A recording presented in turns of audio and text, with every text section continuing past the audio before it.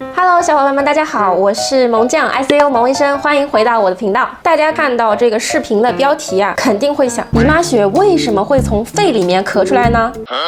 故事啊，还得从几年前发生在咱们急诊抢救室的真实案例说起。老规矩，视频开始之前，别忘记1键3连哦。几年前啊，我曾经遇到过一个女患者，那当时呢，看上去也就跟我差不多大，20来岁，每隔3、4个月呢，就会因为咳嗽、胸闷、呼吸困难来咱们急诊就诊，胸片一拍呢就是气胸，所以每次啊，我都得给她做胸腔穿刺来引流出她肺部的气体。那在操作的过程中呢，为了缓解尴尬的气氛和病人的紧张情绪，我也会跟她聊聊天。不聊不知道，这一聊啊，还真发现了点奇怪的地方。因为好几次啊，女孩都会跟我说，哎呀，医生，我这2天来大姨妈，你下手轻一点，我怕痛的。要么就是医生，我这2天来大姨妈，我能不能顺便再吃点止痛药呀？还有一次，她直接干脆跟我说，哎呀，医生，我今天早上都咳血了，你说我会不会得了不治之症呢？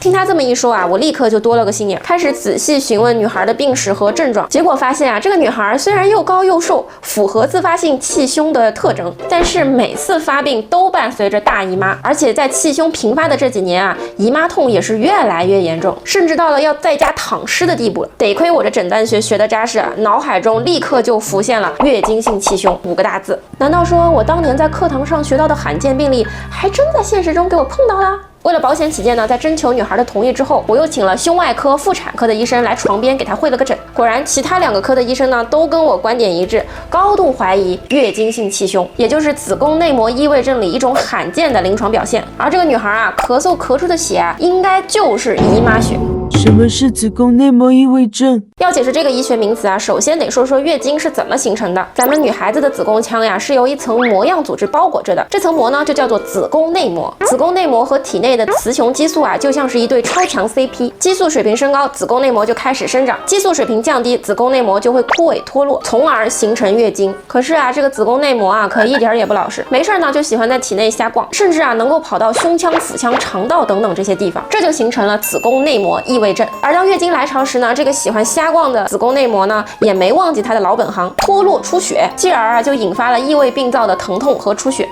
这习性怎么听上去有点像渣男呢？其中最常见的就是发生在卵巢上的异位，由于卵巢病灶上的姨妈血不能排出体外，久而久之啊就会形成囊肿，而血液的颜色呢也会慢慢变暗，最后就形成了类似巧克力酱的质地，这就是我们常说的巧克力囊肿。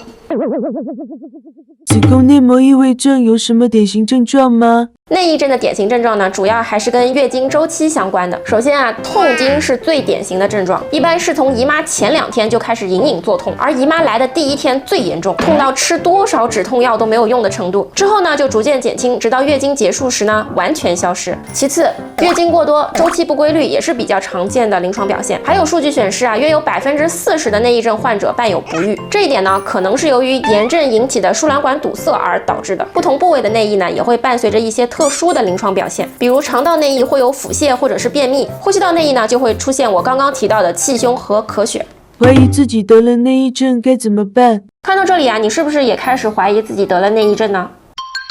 确实，内异症在女性群体中的发病率还是相当高的，高到什么程度呢？就是每10个育龄期妇女就会有1个患病，并且啊，这个比例还在逐年增高。但即使是这么高的发病率啊，医学专家们至今还是没能找出这种疾病的病因，足以见得呢，它的机制还是相当复杂的。所以啊，我一直跟身边的女孩子们灌输的一个观点就是，一定要走出痛经宿命论这样的知识误区。姐妹们，给我把大姨妈这件事儿重视起来。如果每次来大姨妈都痛得要卧床休息，吃止痛药也没有好转的话，就一定要赶紧到妇科就诊。你想想看，做个 B 超验个血也花不了你几个奶茶钱，却能帮助我们解决以后几十年的烦恼，这个账啊怎么算都是划算的。好了，本期视频呢到这里就结束了。如果你觉得这条视频有帮助到你，请别忘记给我投币、点赞、关注，1键3连哦。萌医生在这里先谢谢大家啦，也欢迎大家在视频下方留言，把你关于姨妈的困扰告诉我，我会帮助你们解答的哦。那我们下期再见，拜拜。